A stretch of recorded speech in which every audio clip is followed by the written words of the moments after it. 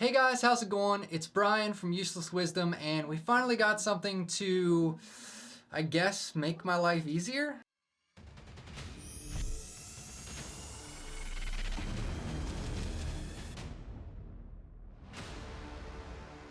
I bought moving blankets from Amazon after searching around to try to find the best way to really dampen the echoes in the room.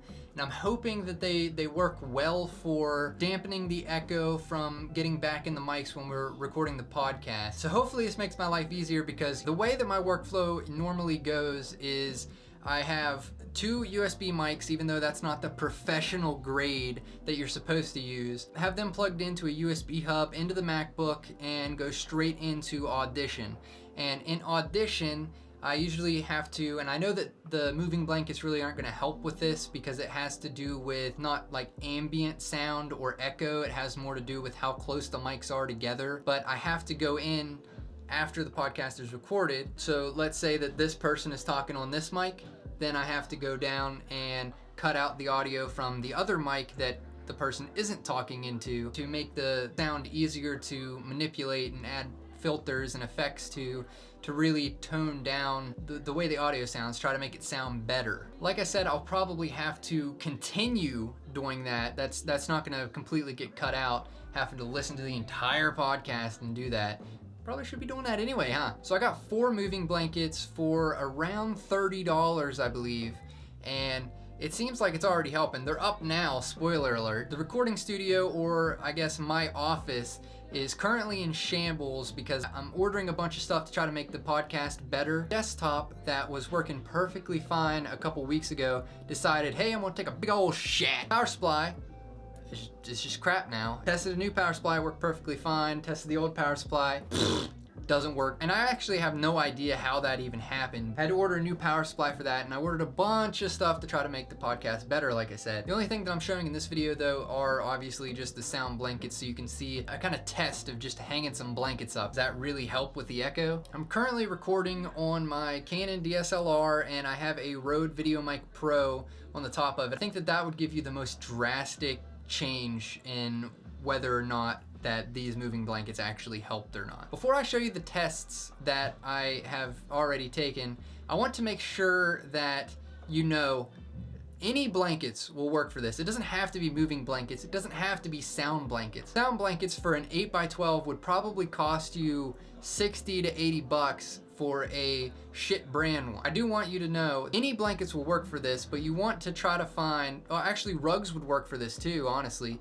You just need to make sure that you find something that's really absorbent. Fortunately, these moving blankets that I ordered are not very absorbent at all.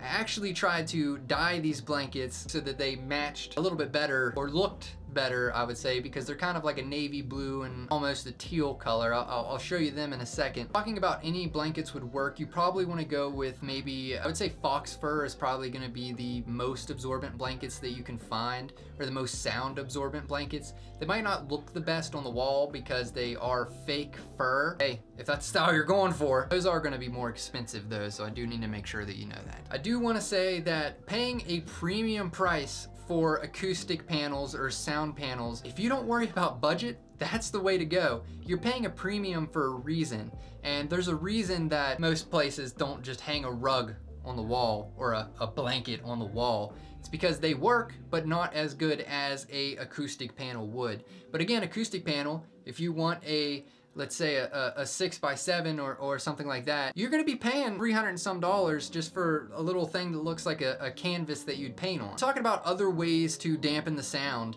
or dampen the echo, do not buy those Amazon little 12x12 foam pieces unless you are buying them because you think they look cool, because they aren't gonna do shit. They're cheap, they're porous, but they're not the right kind of porous. I don't know how else to say it other than that. You're probably better off just using a wet, used wash rag and just fucking smacking it on the wall, because it's gonna do the same thing.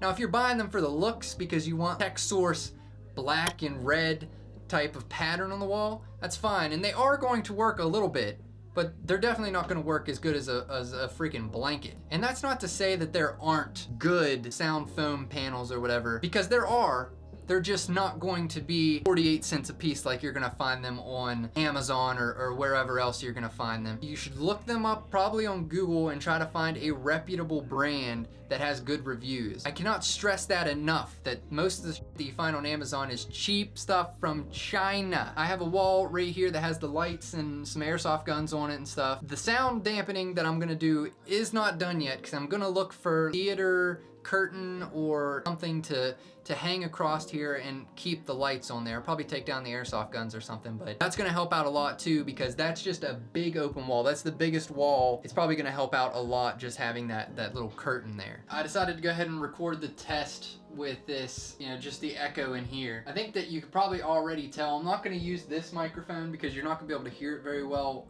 anyway. You really have to be listening for it. I feel like this Rode mic that's on the camera is going to be a lot easier to be able to tell it. Alright, so the lighting's obviously going to be bad over here, but it's only fair that I put the camera in the same position that it was when the other clip was recorded so we can really make it a fair comparison. Don't remember exactly what I did for the first clip, so...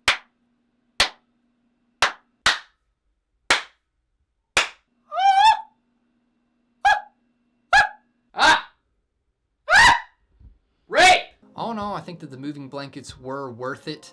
They were really cheap, so that's a good way to go, but I want to strongly recommend that if you are going to do this, don't buy moving blankets. Maybe buy some fox fur blankets if you can find them for cheap. You don't have to cover up all the walls with them.